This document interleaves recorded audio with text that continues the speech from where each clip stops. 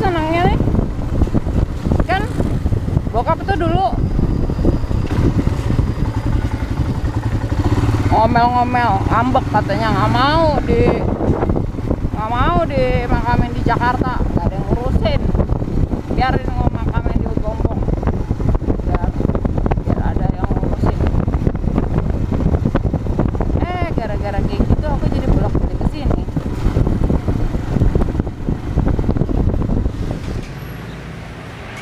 Akhirnya dapat bengkel juga. Cengin rantainya udah lihat tuh, kucuk. Ini tuh sampai nempel ke standar 2 tahu tuh. Ya ampun.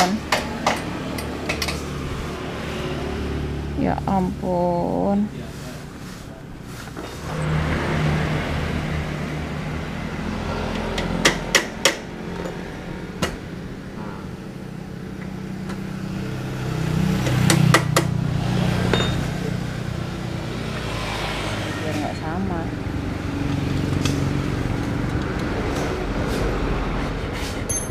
Nah, tapi nggak jawab.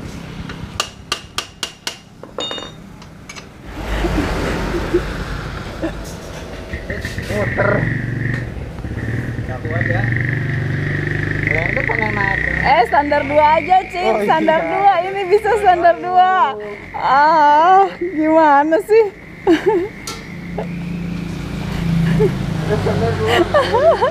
Siapa? Selamat pagi. Masih di Gombong habis ngencengin rantai. Tadi pagi tuh aku sebenarnya udah buka, tapi lupa pakai mikrofonnya, makanya kok nggak ada yang ngeganjel. Nih sekarang aku lagi mau menuju ke perjalanannya tuh 6 jam 20 menit 267 kilo. Balik lagi di Jurnal Gisel. Kamu mesti like, subscribe, dan komen. Ini hari pertama puasa.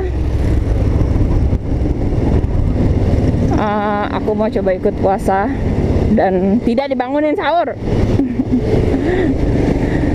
Jadi waktu aku kecil, papa sama mamaku kan berbeda keyakinan ya.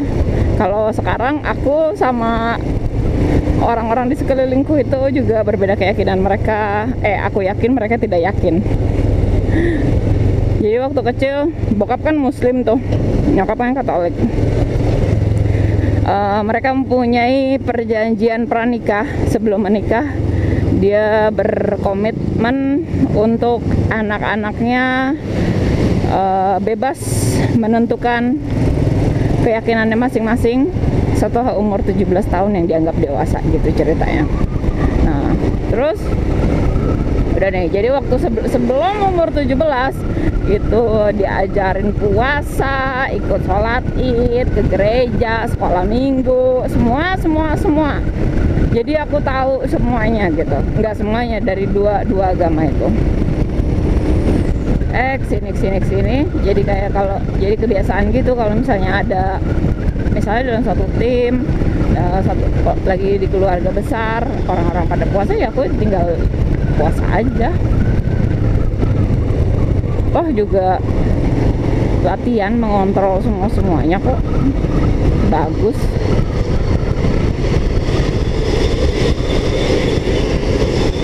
Hari ini aku titik poinnya ke Bandung.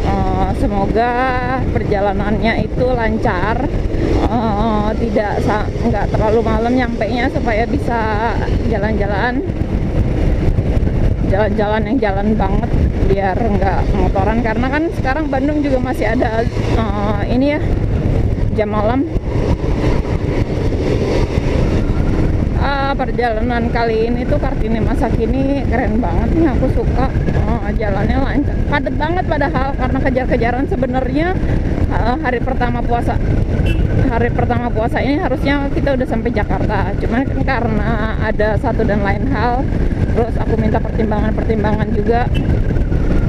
Kayaknya masih aman deh kalau 1-2 hari awal puasa kita riding, nggak ngoyo juga kok. Terima kasih untuk semuanya, semesta Gusti Allah. teman-teman. Kalian tuh baik-baik banget. Aku yang kayak gini ditemenin, disamperin, dianterin. Aku nggak kebayang sih kalau misalnya Jakarta masih ada sawah gunung kayak gini. Kelihatan gunung-gunung samar-samar aja kayaknya tuh nggak kebayang banget deh. Yang ada cuman ngeliat doang, habis itu buka jendela ngeliat, tutup lagi tidur.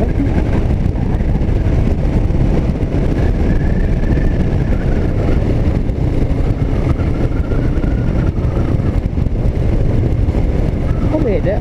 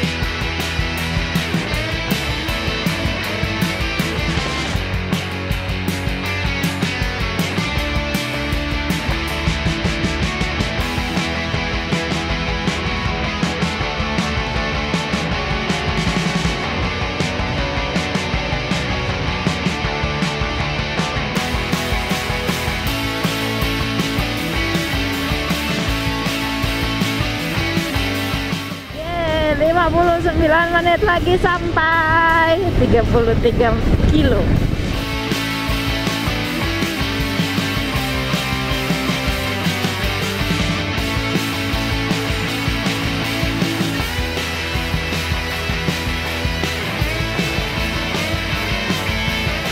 Hari ini aku mau nyobain naik sepeda one board yang nggak mesti goes-goes amat, bisa digoes, tapi kalau misalnya capek bisa tinggal digas aja. Ini hari kedua aku puasa tanpa sahur. Hai, mari kita keliling kota Bandung. Ini magnet, jadi dibuka.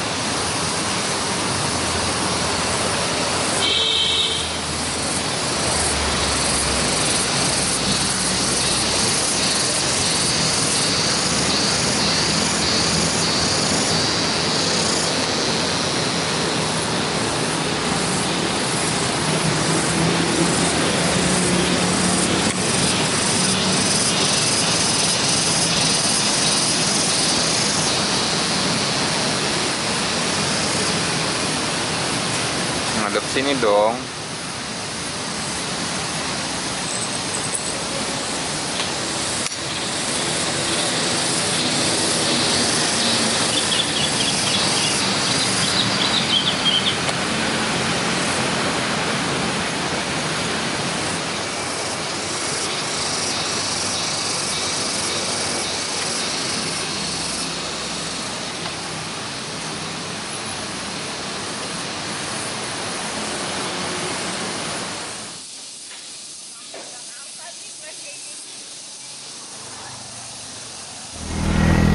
Kalau misalnya goes kayak gini, kayaknya aku bisa Jakarta Bandung deh.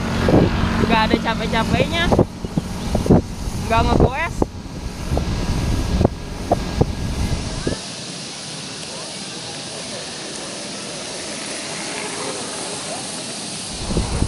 Ini tinggal digas doang.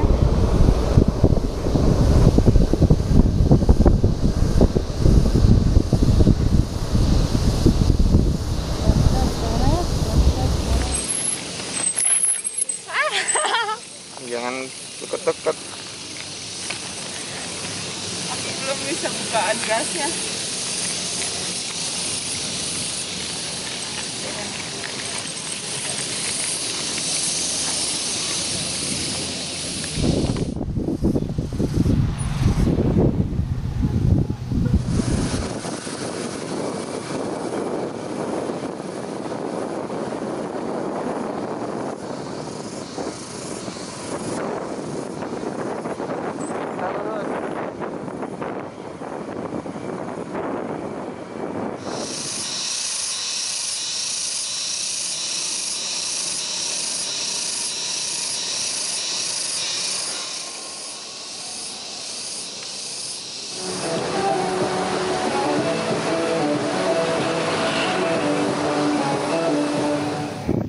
aku Giselle balik lagi di Jurnal Giselle. Ini perjalanan keduaku dari yang kemarin Desember, sekarang ini April menjelang Kartini. Visi misiku untuk perjalanan ini itu masih tetap sama, untuk menyelamatkan perempuan Indonesia. Jadi aku pikir kenapa perempuan harus diselamatkan. Nggak bosan-bosan aku selalu bilang perempuan itu adalah garda terdepan dari keluarga sampai ke bangsa. Ketika seorang perempuan berkualitas lebih baik, itu bangsa kita juga berpotensi untuk menjadi lebih baik gitu.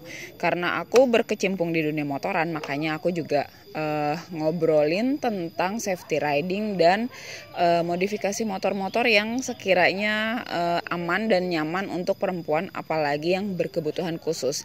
Jadi perjalanan ini yang pertama aku sempat start di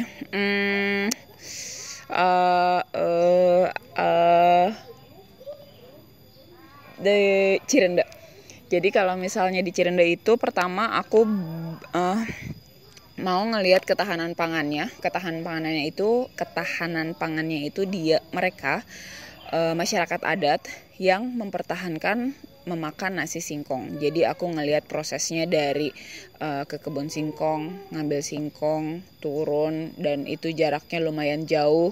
Terus juga diproses sampai akhirnya aku mengicipin makan nasi singkong. Rasanya seperti menurutku lebih enak daripada nasi beras karena tidak mengandung glukosanya lebih rendah.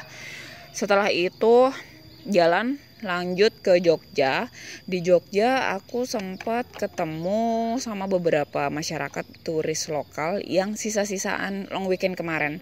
Jadi aku mau tahu kenapa Jogja bisa jadi tempat wisata yang didatengin lagi dan lagi sama orang-orang.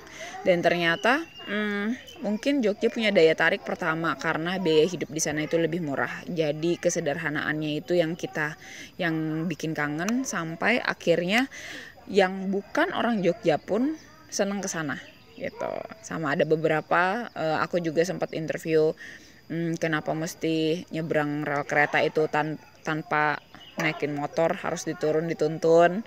Terus ada beberapa cerita lagi gitu. Abis dari Jogja tadinya harusnya masuk ke Surabaya, tapi karena ada sesuatu hal aku langsung menuju ke Bali. Jadi itu perjalanan lumayan jauh, lumayan menyita waktu, tenaga, menguras tenaga. Perjalanannya itu sampai dari Jogja berangkat jam 8 pagi sampai Ketapang itu sekitar jam 9 malam. Terus penyeberangan jam 10, jam 11 di sana, masih lewat hutan lagi sampai ke kota. 3 jam setelah itu nyampe hotel, masuk sekitar jam 2, beres-beres, bersih-bersih, selesai jam 4, dan jam 8 langsung harus standby untuk liputan. Di sana aku ngeliput kayak semacam, tadinya aku mau ngebahas tentang Masas Bali itu terkenal banget di dunia. Terapisnya juga dikirim ke sana, perempuan Indonesia pula, dan aku berkesempatan untuk ngeliat langsung gimana caranya bikin masker wajah, scrub, sampai masas dari bahan-bahan natural.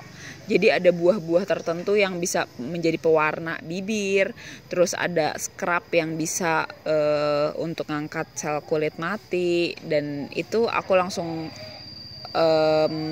ngelihat langsung, belajar bikin marut dengan alat-alat yang natural banget, sampai ngelihat kondisi Bali yang tadinya tuh hiruk pikuknya kehidupan glamornya Bali tuh ada banget ya, tapi sayang sekali, sedih banget aku ngelihatnya tuh yang kayak jalanan tuh kosong, wisatawan asing aja udah kayak cuman ada beberapa yang mungkin nggak bisa pulang ke negaranya semenjak corona.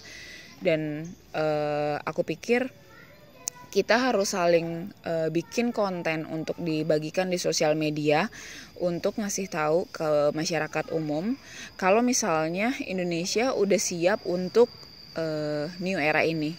Indonesia udah siap, udah banyak banget tempat cuci tangan, protokol kesehatan yang dilakuin, dan kita masih bisa menikmati pariwisata Indonesia gitu. Nah, setelah itu dari Bali aku balik ke Surabaya. Nah, kenapa Surabaya awalnya tuh di skip? Karena aku mau ngincer hari Minggu ada Sunday morning ride bareng sama teman-teman sindiket. Terus juga teman-teman dari DMI, Disable Motorcycle Indonesia. Mereka ini yang bikin takjub, punya semangat tinggi, nggak minder, dan menginspirasi.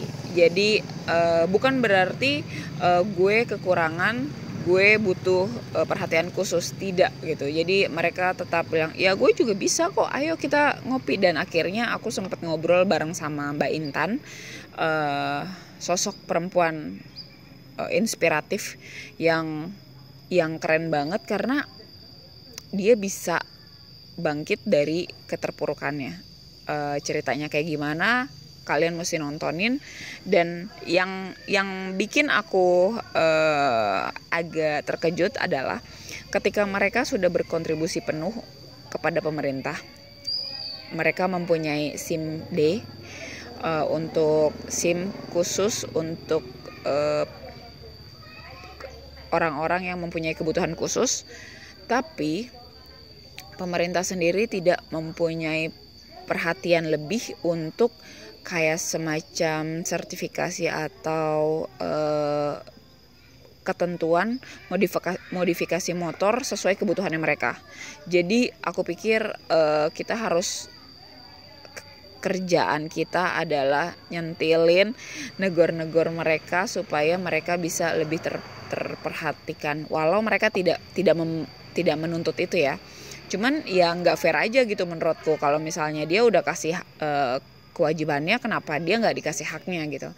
Dan akhirnya setelah kegiatan itu ketemu juga sama lady biker, cewek-cewek Mozazi dari Malang sama Kak Heni dari Surabaya. Kita ngobrol dan akhirnya sepertinya kita bakalan collab lanjutan. Setelah dari Surabaya, sekarang aku di sini Kebumen, di Gombong. Aku mampir sebentar untuk ke makam, abis itu ke Bandung, dan selesai perjalanan yang sekitar 10 sampai 12 hari ini bakalan ada di YouTube Jurnal Giselle, selalu terus juga ditayangin di Detik juga. Jadi kamu kalau misalnya mau ngeliat perjalanan ini, subscribe, like, dan komen. Terima kasih.